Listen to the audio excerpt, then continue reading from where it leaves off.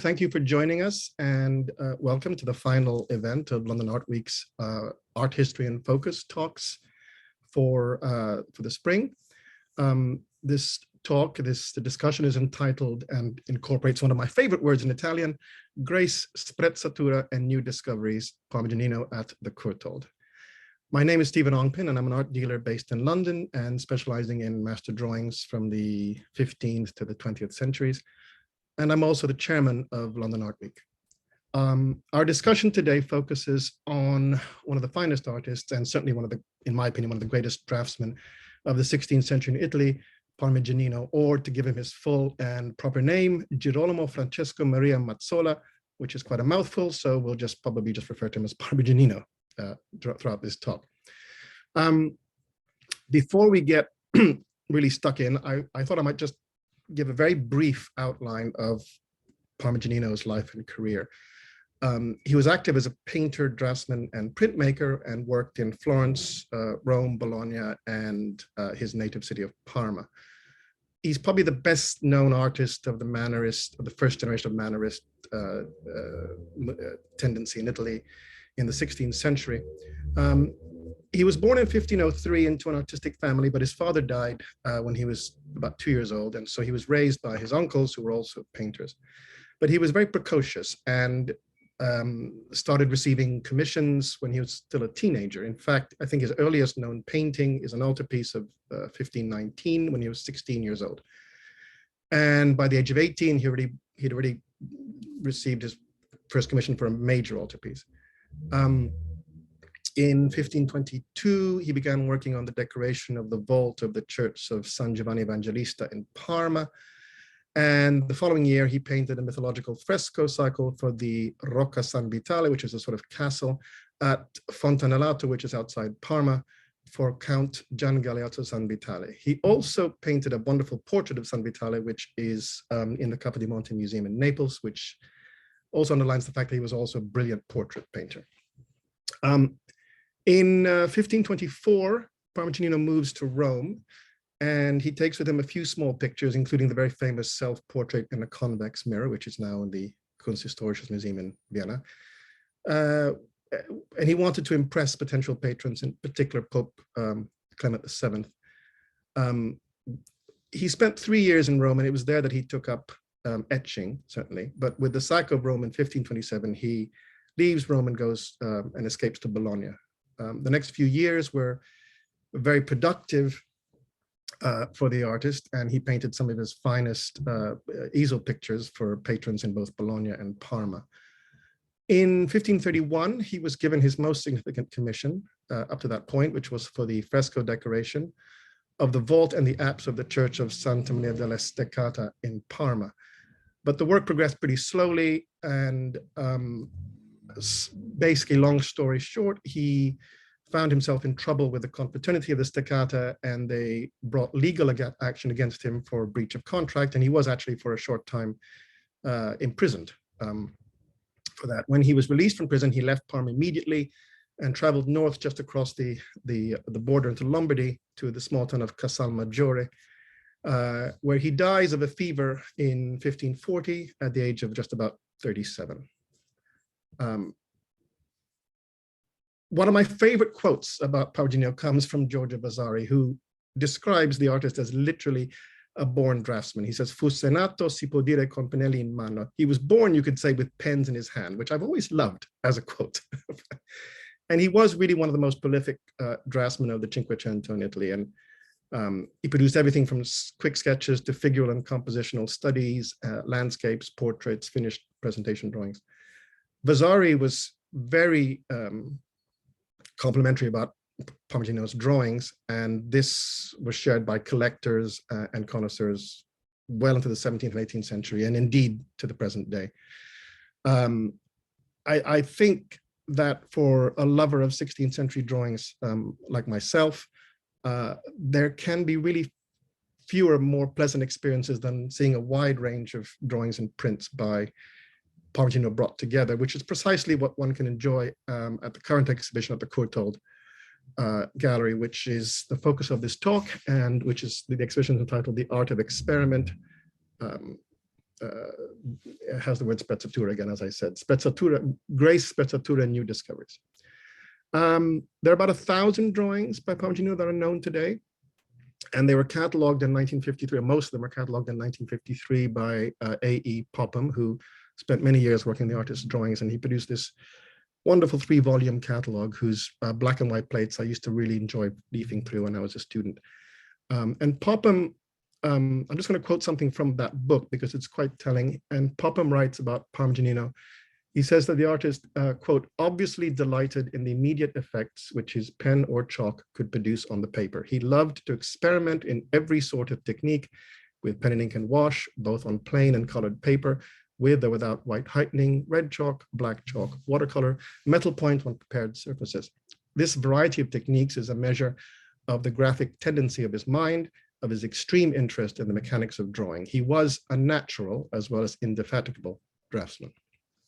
The exhibition at the Courtauld is a wonderful introduction to Parmigianino's drawings, and it shows a full range of exactly what Popham refers to. I had a wonderful time there last week looking at everything, and it was a great pleasure. I mean, most of the drawings, I think, Ketty, I'm right, most of the drawings come from the collection of Count Antoine Seilern, who had a particular interest in drawings by the artist. And he was a close friend of Popham, and Seilern actually knew quite a lot about the drawings of the artist in his own right, and he visited quite a few print rooms around Europe and saw as much as he could. Mind you, the collecting of Parmigianino's drawings is not something new. It's interesting that in one of the artist's patrons in Parma, someone called Francesco Baiardo, owned 550 drawings by Parmigianino, as well as 24 paintings. So the elegance and the style of his drawings and his paintings, as well as his designs for prints and chiaroscuro woodcuts, was influential on many later artists, including artists like Bedoli and Bertoia in Parma, Schiavone in Venice, and Niccolo dell'Abate and Primaticcio in Bologna. The name Parmigianino means, I think, basically the little one from Parma. And I've always wondered if he actually was quite small. I have no idea if that's the case or not.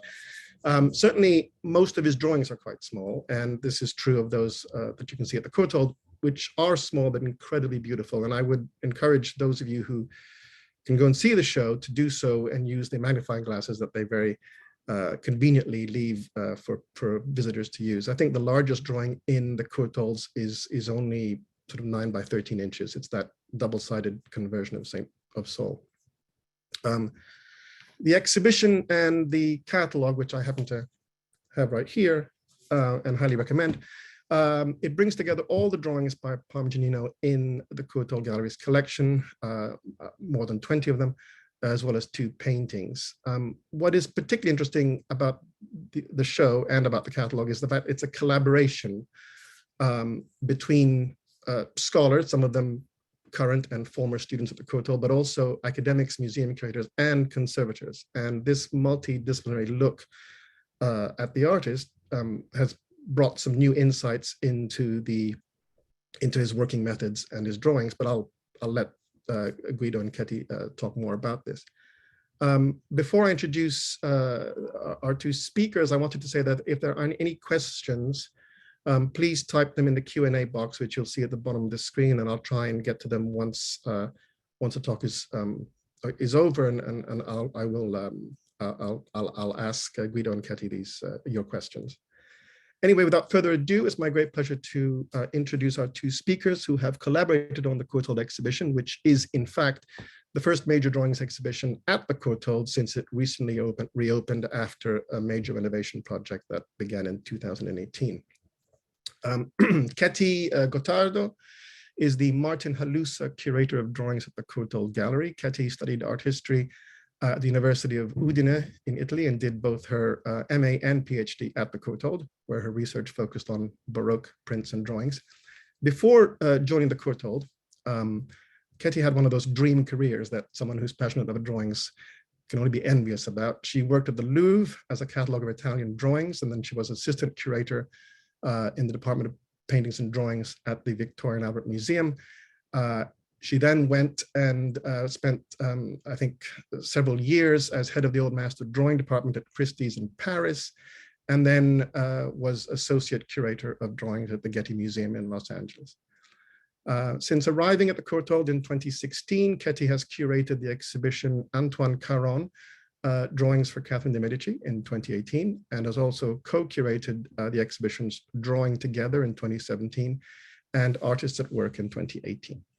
In 2020, after the Courtauld made a major acquisition of Gauguin's last manuscript, Avant et Après, Ketty was responsible for revising transcription and translation of the manuscript, which was made available online last year. Ketty has also been engaged in the ongoing project to catalog the superb permanent drawings collection of the Courtauld, which is still relatively little known and published compared to, say, other institutions. And with, at the moment, a particular focus on the gallery's collection of Flemish drawings, which will be published in full later this year. Dr. Guido Rebecchini is the reader in 16th-century Southern European art, as well as the Associate Dean for Students at the Courtauld Institute of Art. He read History of Art at the Università degli Studi di Roma La Sapienza before obtaining his MA at the Università degli Studi in Siena. In 2000, he gained his PhD at the Warburg Institute in London, after which he taught both in Siena at the university there from 2001 to 2009, and then at New York University and Syracuse University study abroad centers in Florence between 2010 and 2012. Guido joined the Courtauld Institute in 2013. One strand of his research is focused on the court of Mantua in the first half of the 16th century, especially on patronage and collecting. Related to this is an ongoing interest in the figure, the working methods, and the artistic output of the artist and architect Giulio Romano. And in 2019, he co-curated an exhibition on this artist in the Palazzo Te in Mantua, which Giulio Romano built for Federico Gonzaga, and it's probably the best place to see an exhibition of Giulio Romano's work.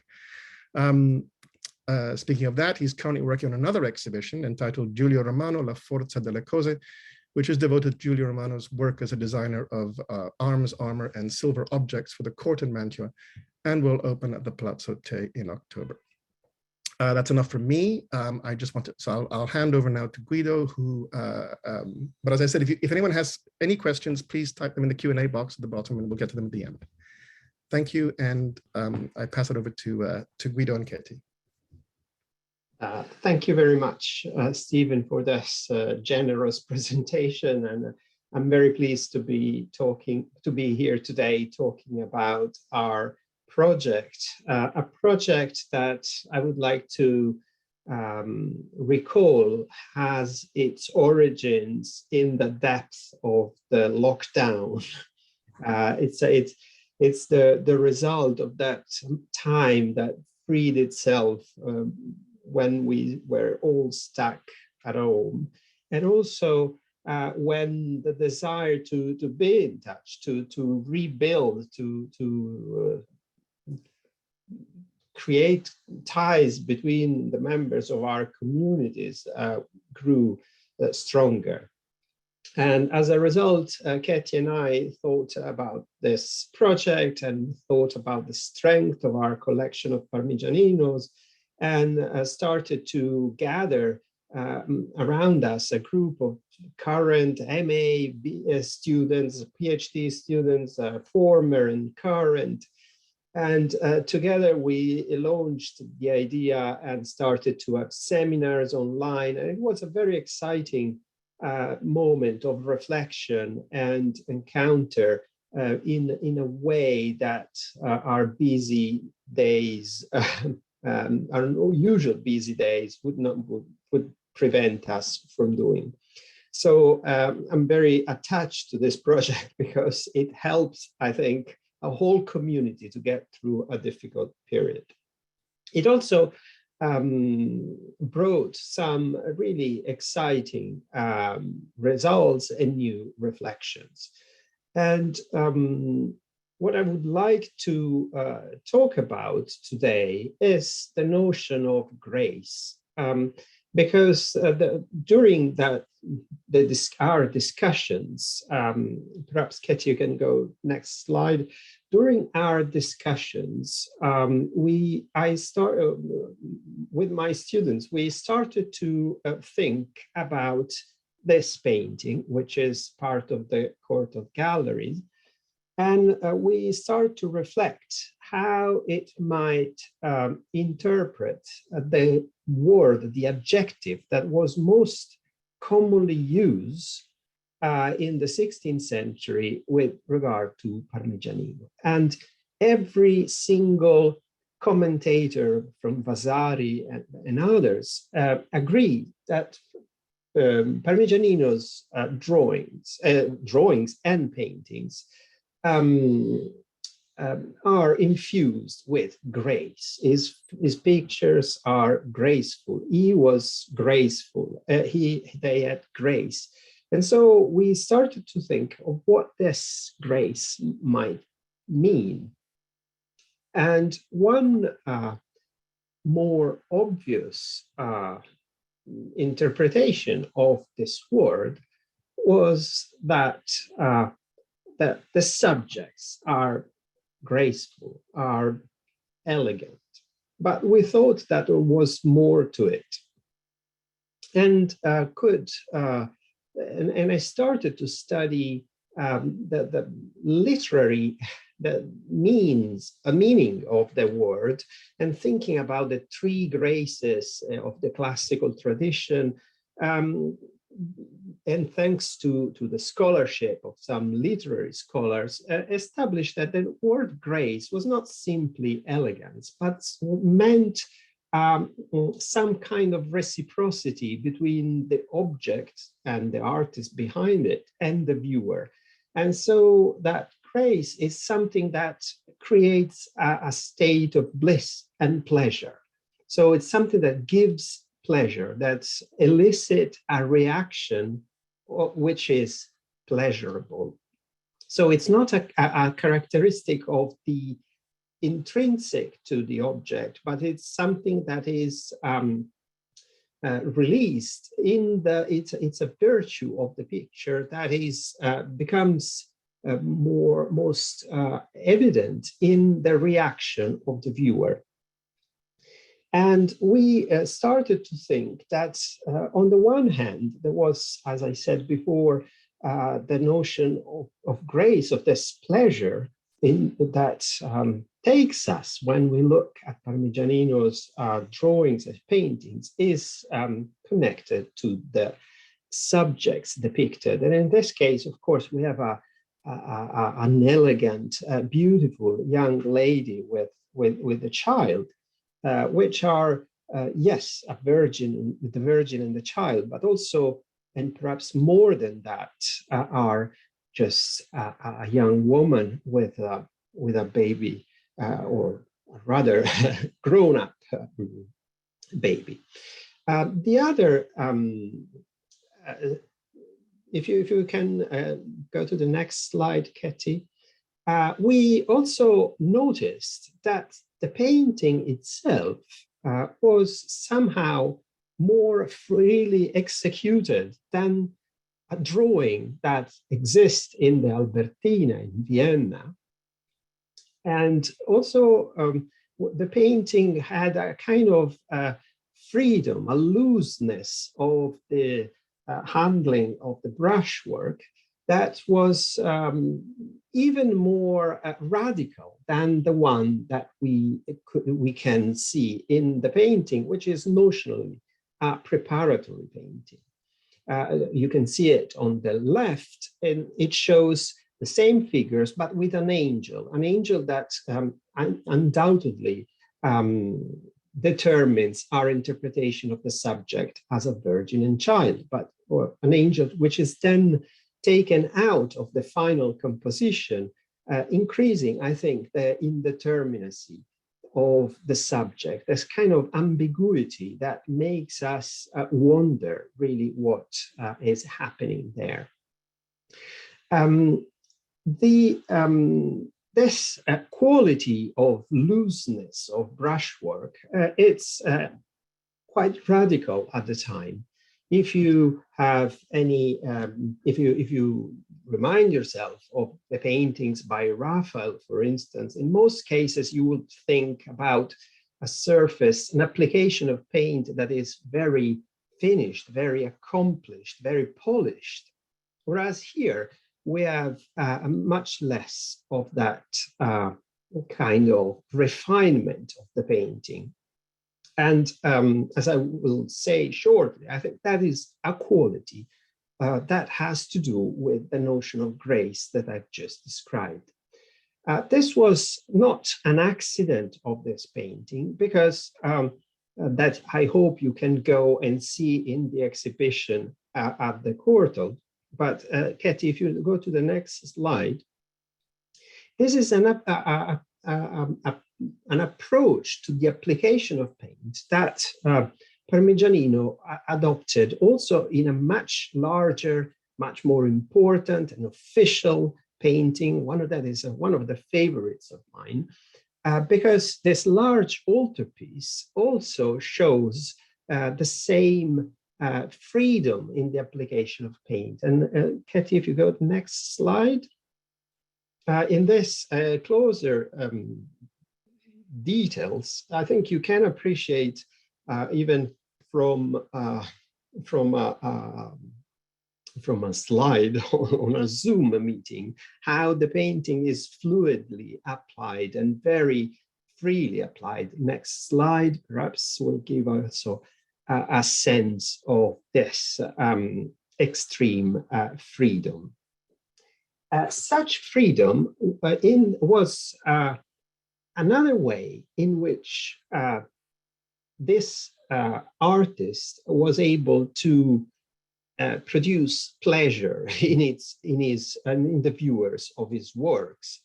And we know this because there are comments made, not strictly speaking on his work, but in general, more broadly at the time, by someone like Baldassarre Castiglione, who's an exceptional interpreter of the color of the artistic and literary and culture of his own time, who writes that the freedom, that the lack of effort in the application of paint was a quality particularly to be appreciated.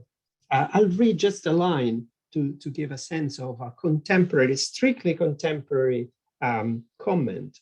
And Castiglione writes, "A single line which is not labored, a single brush stroke made with ease, in such a way that it seems that the hand is completing the line by itself without any effort or guidance, clearly reveals the excellence of the artist, about whose competence everyone will then make their own judgment." So this application, this effortless application of paint seems to me a quality that was recognized as graceful just as much as the beauty and the idealized beauty, the perfection of the figures that Parmigianino represented. Next slide. Here we can see what I mean, I think. So we're not distracted by the beauty of the faces, and we can see how paint really is a manifestation of such effortless action. Something that Castiglione calls sprezzatura, or nonchalance, or an elegant attitude that hides the difficulty of any manifestations, really, of one's talents. So this was an aspect that I thought, an aspect of the artistry of Parmigianino that I think produced that effect of gracefulness that everyone recognized in his own time. But Parmigianino did not stop there and explored a very wide range of styles, really, in his own oeuvre. And if we go to the next slide, we can see how he explored something very different in a work that was made only a few years later. So in this magnificent Madonna and Child with St. Mary Magdalene and the young St. John the Baptist, now at the Getty Museum, we see Parmigianino adopting a very different strategy, one that perhaps you can better appreciate if we go to the next slide and see a detail, where Parmigianino is, in this case, hiding almost entirely is in the faces, at least, in the figures, at least, of this painting, that loose brushwork to produce an effect of almost porcelain-like surface that gives us an altogether different sense of marvel in looking at these pictures, which do not seem to bear any trace of the artist's handling of paint. They are so polished, so finished, that that effect of looseness is hidden, and yet they produce a sense of surprise at that extremely accomplished beauty, I would say, that also is another means of producing pleasure. And we can see in the last painting I want to share today by Parmigianino, this Lucretia, which is now at Naples in the Capodimonte Museum, that quality of almost supernatural finish is brought to an even farther level of accomplishment. If you go to the next slide, we have a detail of this face and the sheen of the hair really reach a level that is almost unmatched in the painting of the period of the 16th century. Here we are towards the end of Parmigianino's life. So to conclude, I just wanted to say that this exhibition, this project, and the ability to work with students, with conservators, with Ketty and the curator, and Karen, the curator of painting, has really allowed us to revisit our ideas on the artist more generally, and as Ketty will tell you shortly, on the Courtauld collection of Parmigianino works, and to think more carefully about what we are very lucky to have in our collection, and to really try to advance in our understanding of the artist. So my contribution was to rethink the word grace, which quite superficially is usually used to define the beauty of the paintings, but that beauty is both a function of the subjects that the pictures represent, and also of the way in which the artist applied paint, of the handling of paint, which could be either very loose and free or very controlled and polished, and in both cases quite astonishing and extremely virtuosic, virtuosistic, and in this and so in both cases, in different ways, artificially, but conducted, but equally stunning. So I will stop here. I hope that was a kind of a characterization of our thoughts about the artist as we discussed him during the past 2 years. Thank you very much. Thank you, Guido, and thank you everyone for being here and for inviting us to talk about these artists whom we really have become to love even more than before after studying him so closely here at the Courtauld. And to continue what Guido said, I'm going to focus on the collection, and I'm just going to tell you what Stephen actually mentioned at the beginning of this meeting, which is that the majority of the drawings and both paintings and of the prints by Parmigianino all came to the Courtauld thanks to this man whom you see here on the left, who was Count Antoine Zeilern. He was British born, but spent his early life actually in Austria, in Vienna.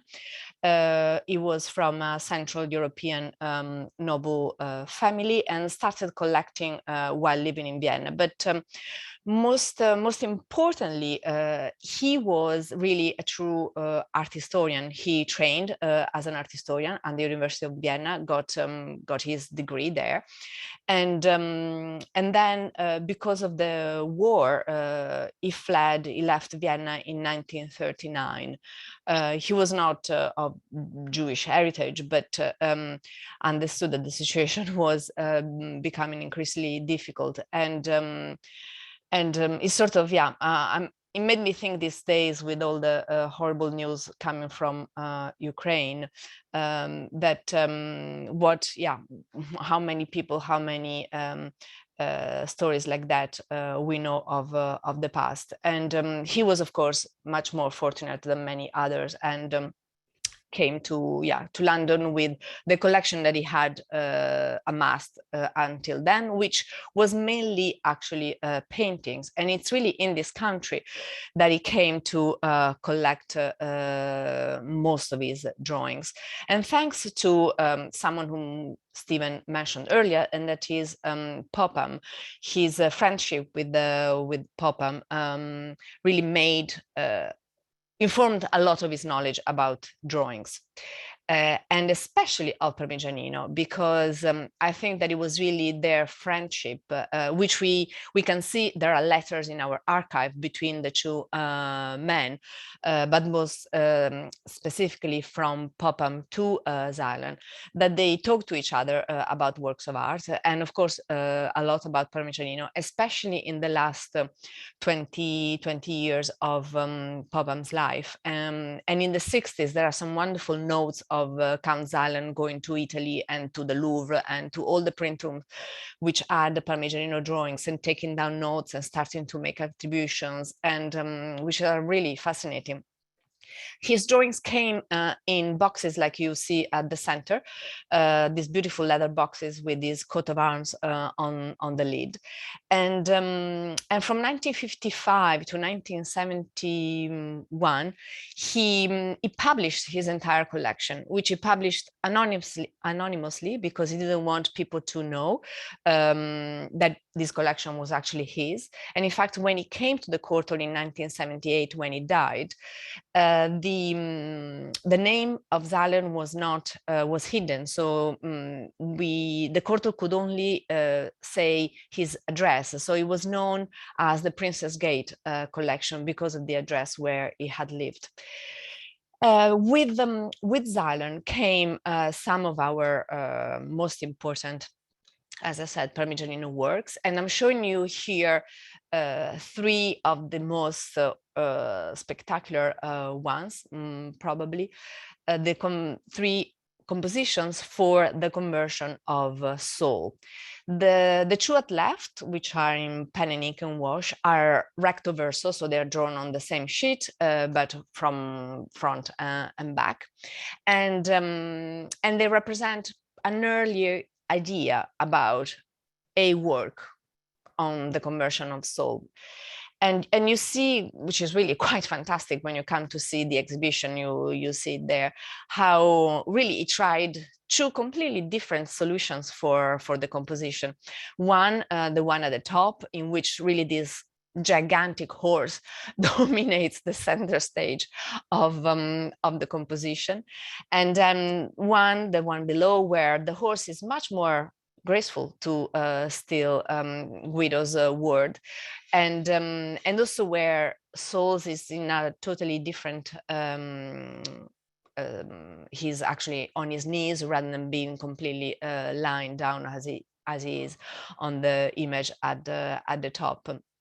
But especially stylistically, these two drawings are still so much influenced by what Parmigianino would have seen while in Rome, and that is Raphael and Michelangelo. These figures are really embedded from his the kind of cultural appropriation that he would have sort of gone through while in Rome.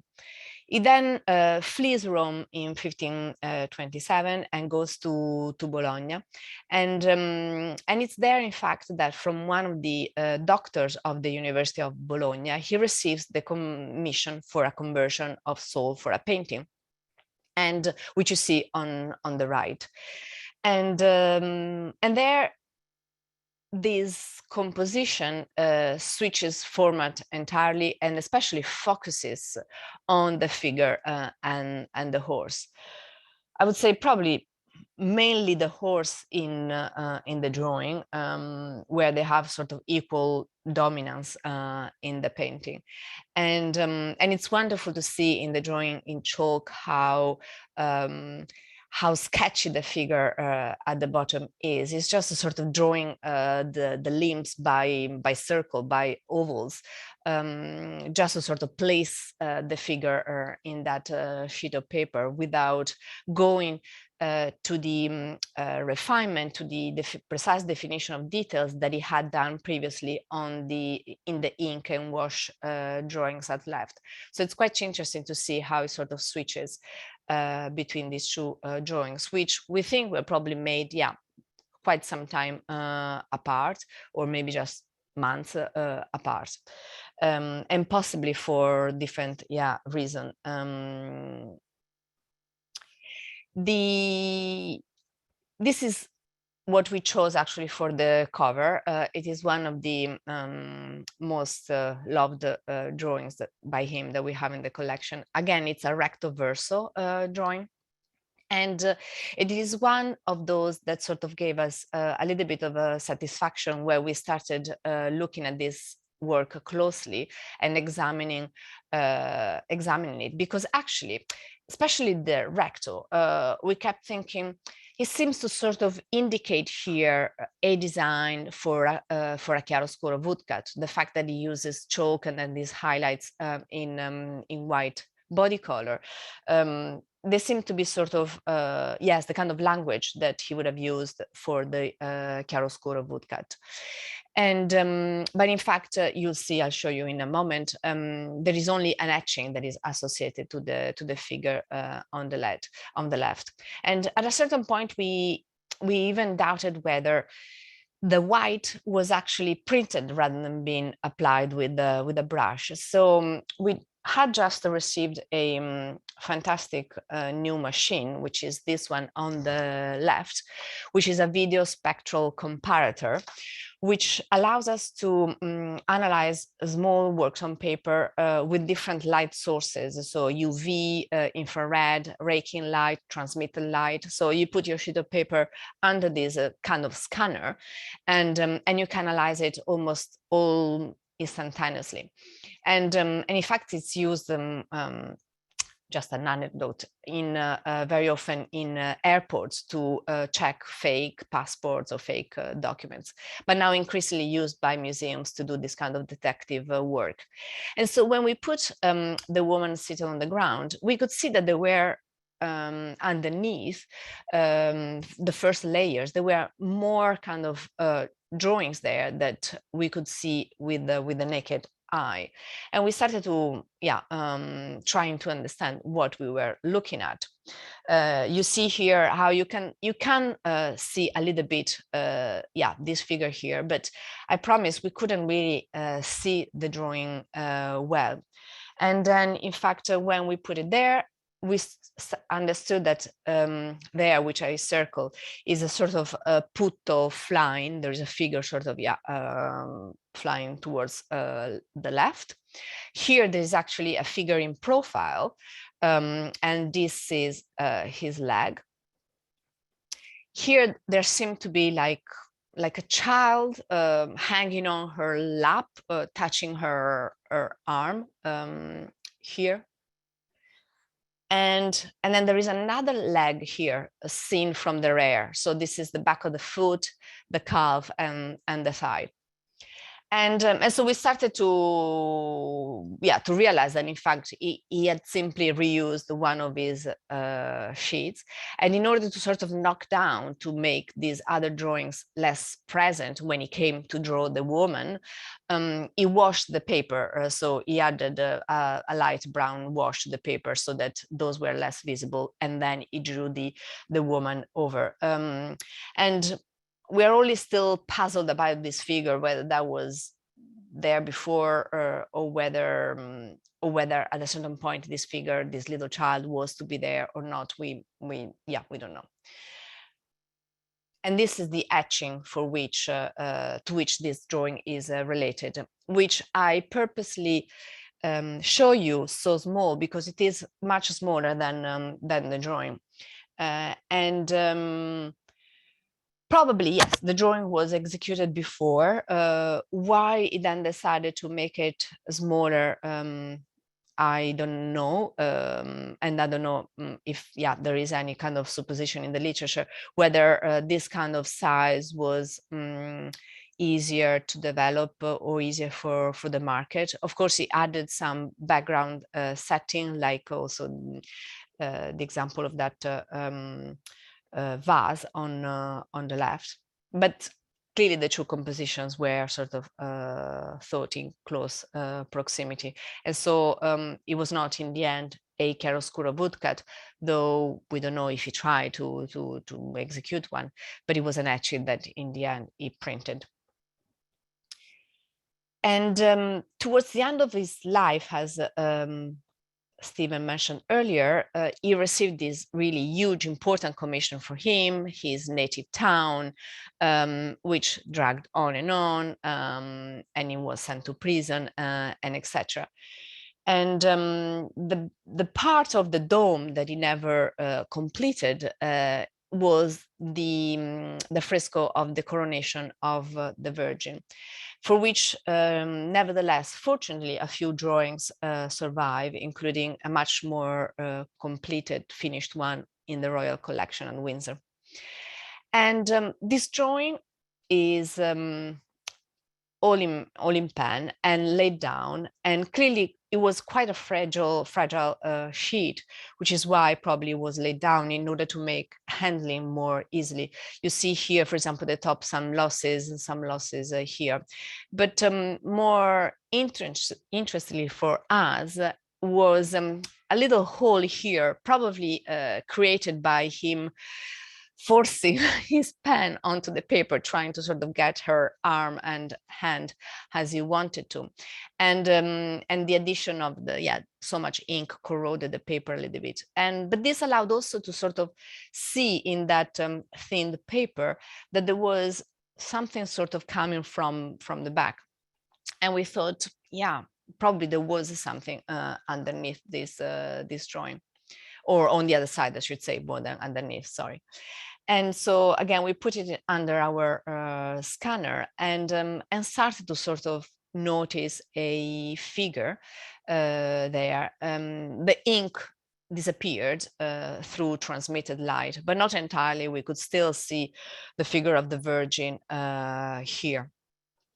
But then with infrared, suddenly the figure of a male nude was really unencumbered, and we could see properly how this figure was, most likely executed in chalk, And perhaps in red chalk, if we are to sort of compare it to this other drawing in private collection, which sort of, yeah, is similar in the features, in the facial features, and also because of this straight arm.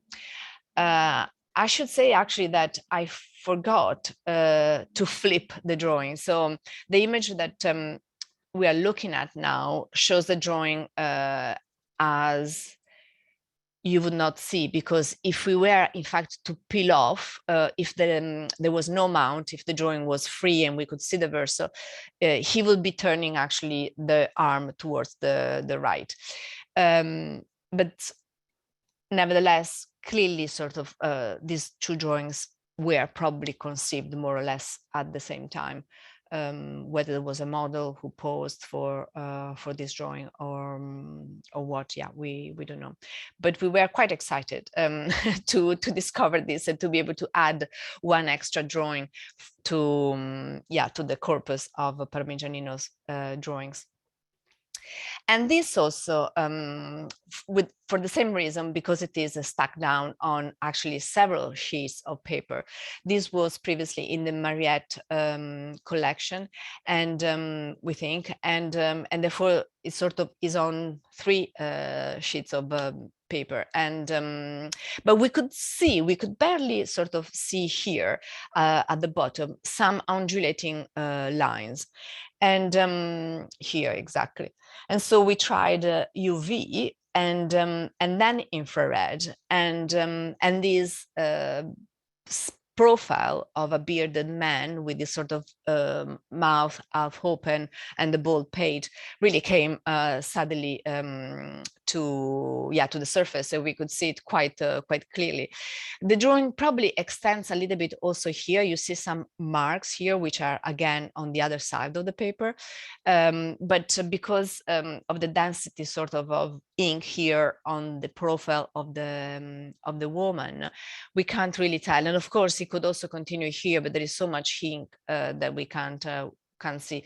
But it was quite a surprise to see this, especially because once again, this really matches quite well with another drawing in the Royal collection, and in red chalk, which in addition to ours shows that this man is sort of wearing a all'antica dress, and probably made copying a bust or a fresco that again you could have seen.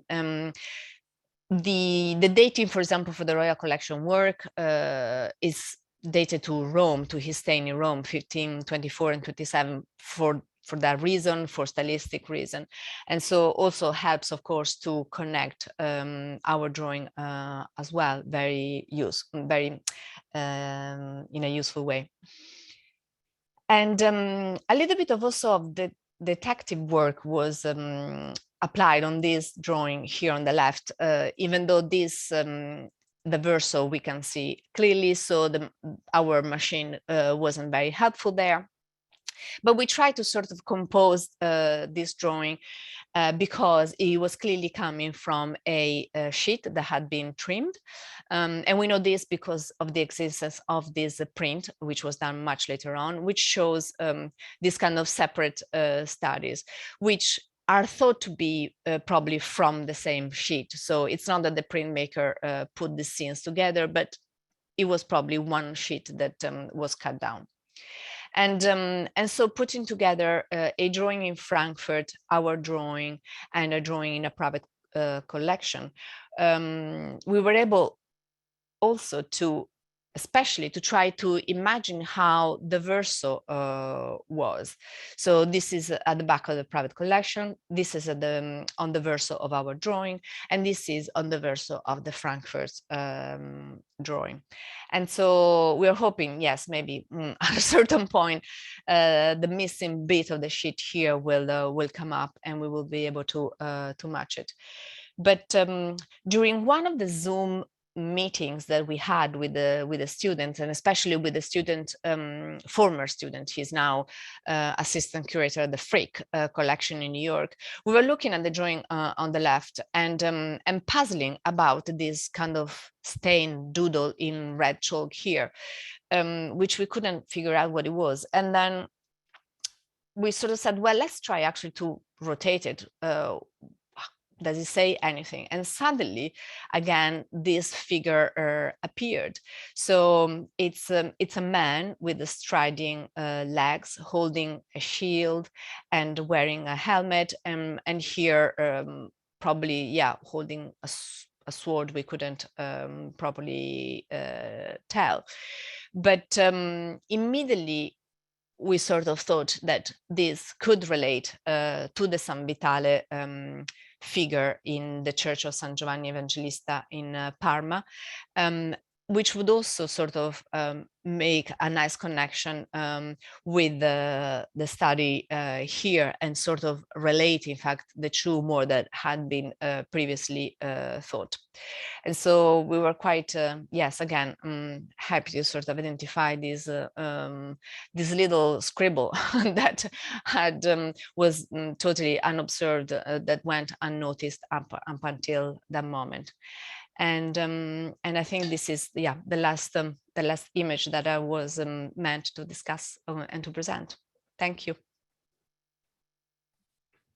Thank you very much. I've always actually wondered if I could ask one question. If anybody has any questions, please do type them in the Q&A box. But I just have one question for Ketty. Some of the drawings that you've shown where you have images, drawings on the verso, are you ever tempted, is the museum ever tempted to actually lift them? And I mean, if they belong to a dealer such as myself, very often I would show them to a conservator and see if we can lift them from the backing and see the drawing on the back. Yeah. Is that something that's not just, is that something that's ever thought of in?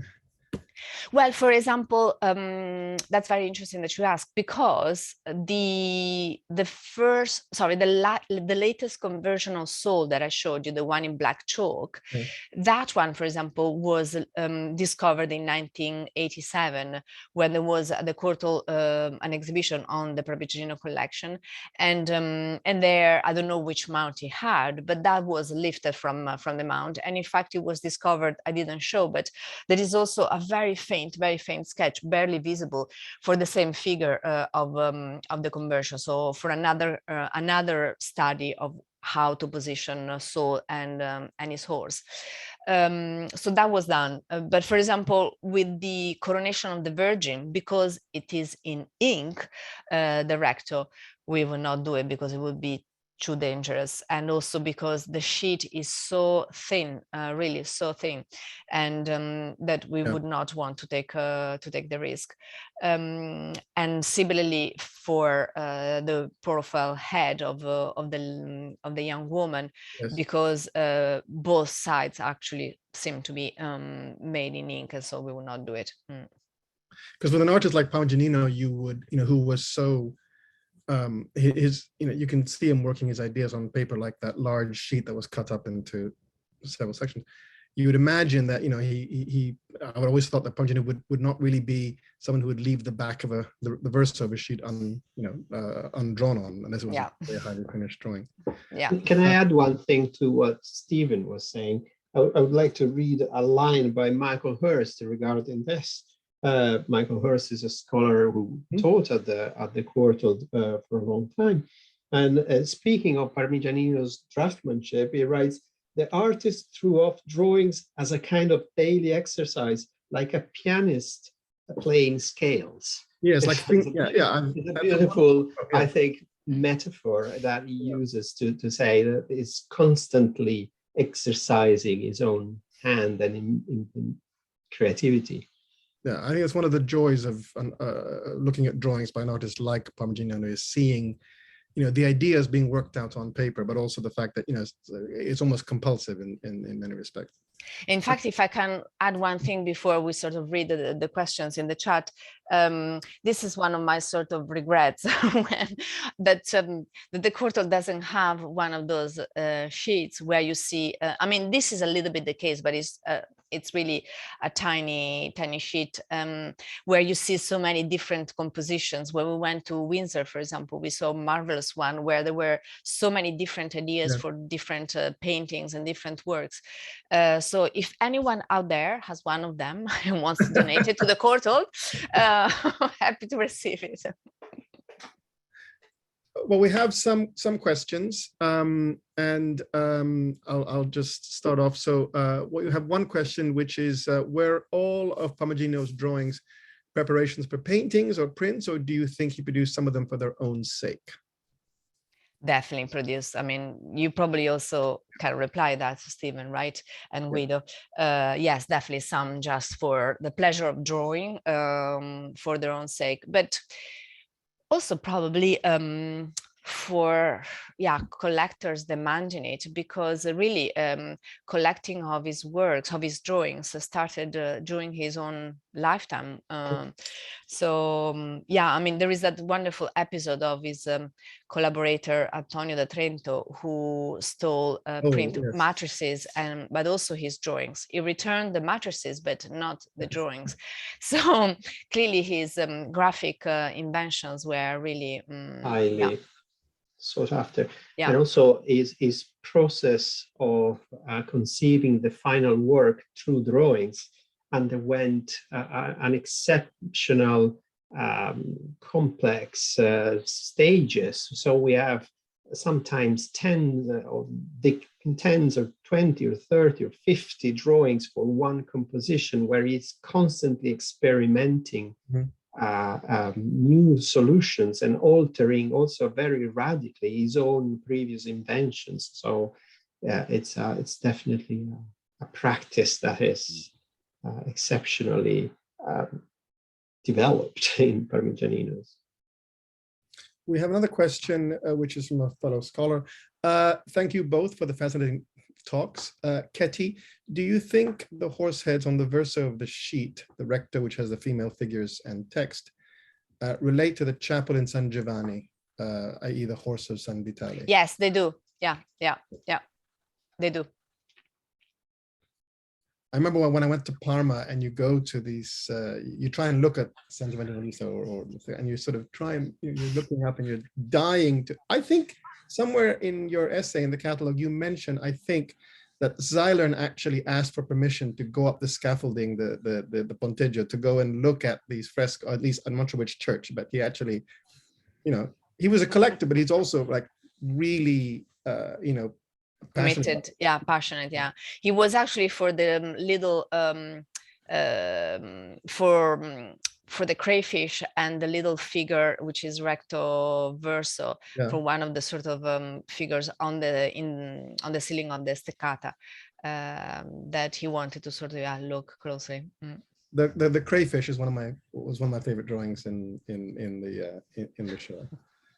We have another question, which was probably more for Guido, is please, how has the idea of sprezzatura been, which I still think is one of my favorite words in Italian, how has the idea of sprezzatura been reflected in the paintings? Thank you and grazie. Okay, the word sprezzatura is used by Castiglione to denote an effortless performance. And the opposite of sprezzatura is for Castiglione affectation. So sort of an excessive display of effort in achieving a certain result. Basically, he wants you to perform socially in such a way as to hide all the preparation, as if anything came natural. So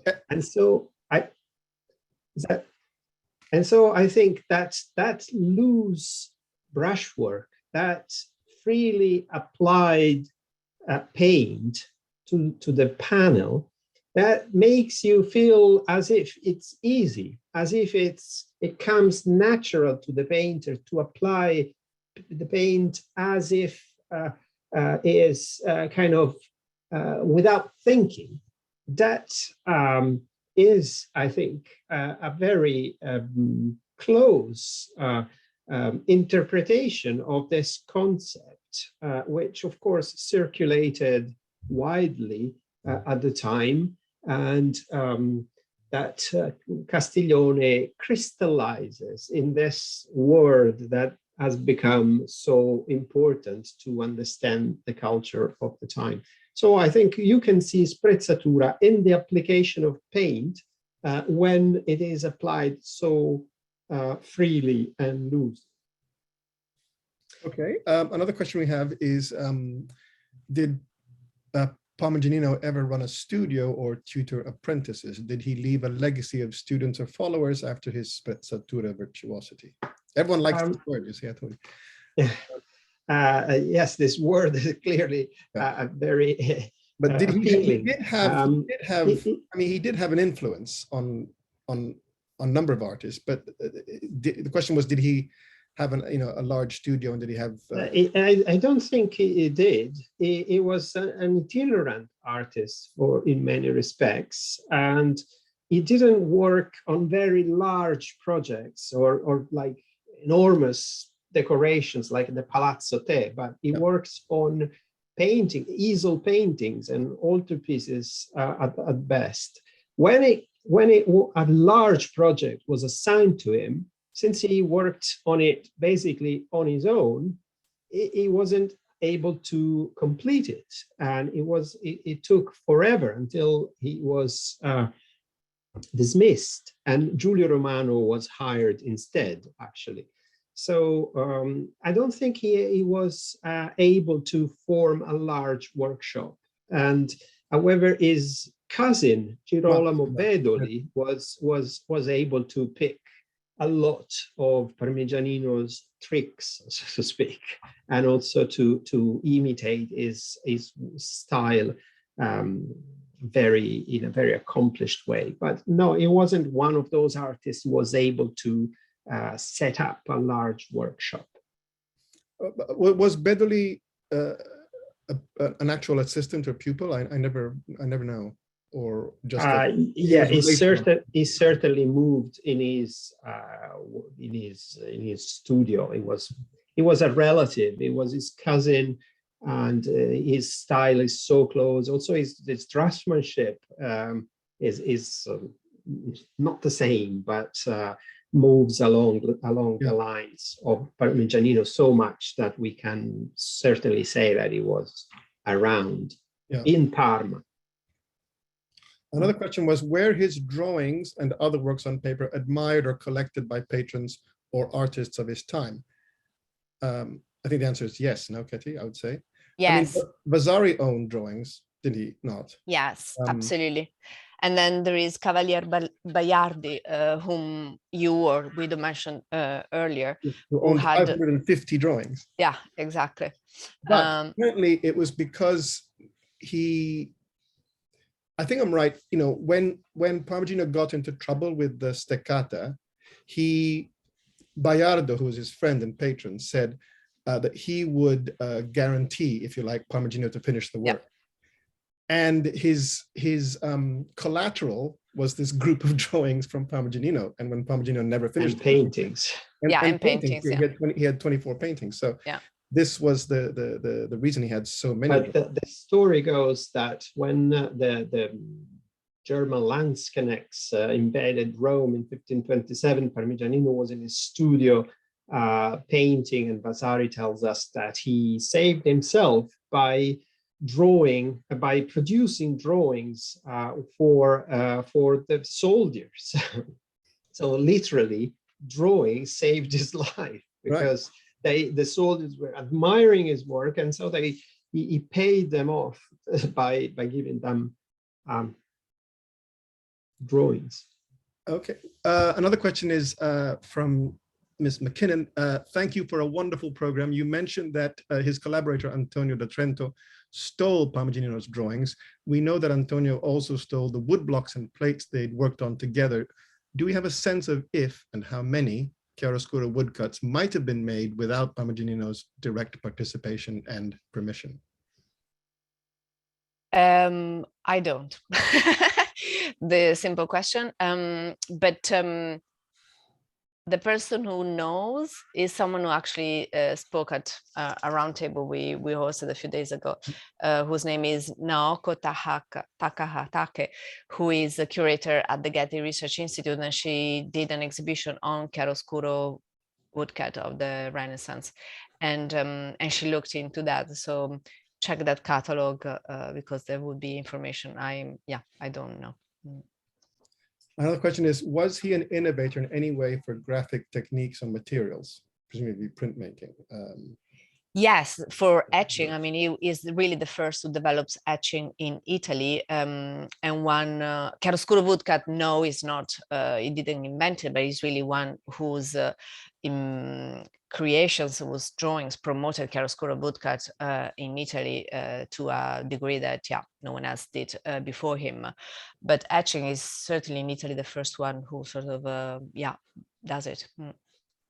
Another question, which is not really a question, but it's from Suzanne Bush. It says, Grace, she just points out that grace, of course, also has religious connotations, state of grace, so the song Amazing Grace. So perhaps there's also something of that aspect. Yeah, I thought about this, of course, but it was my impression that it was another dimension of the word that people people like Vasari, who repeats the word graceful many times, that was mostly involved. However, the religious idea of grace as a divinely divine talent, sort of natural talent with which God endows certain people, is certainly part of the picture, and it's completely right, I think, to remind us about the importance of this divine dimension, which at the time in the 16th century, artists begin to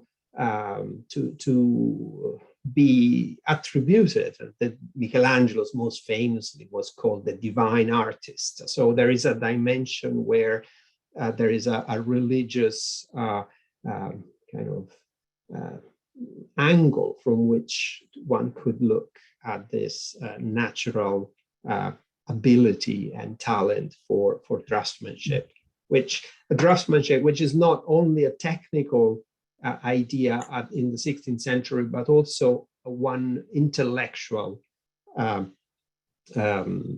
skill, so to speak. We had one final question, which you seem to have already answered, but anyway, thank you, Guido and Ketty. Guido, your explanation of grace is beautifully thoughtful and thought-provoking. Is there an indication whether the writers using the term at the time were imbuing it with that religious experiential meaning, or were they using it as we do formally? And I think you've just actually answered that. And she replied, hi, Elizabeth. And she replied, thank you, never mind. Elizabeth, sorry, but he answered your question. I don't know if there are any other questions, but we've probably gone a bit over our time anyway. So I just wanted to thank you both and tell everyone the exhibition, The Art of Experiment, Parmigianino at the Courtauld, is on at the Courtauld Gallery until the 5th of June. And I very much encourage anyone who's in London who hasn't already seen it to do so, because it's a wonderful thing. I probably will go back again. Just remains me to say thank you very much for attending.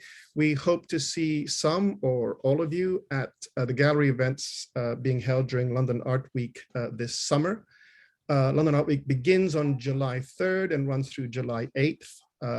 And during London Art Week, there will be on view a range of exciting and scholarly exhibitions devoted to various aspects of pre-contemporary art at several dozen galleries dotted around Mayfair and St. James's this summer, including my own gallery as well, which I look forward to seeing everyone there. But again, thank you, Guido and Ketty. Thank you all for thank you.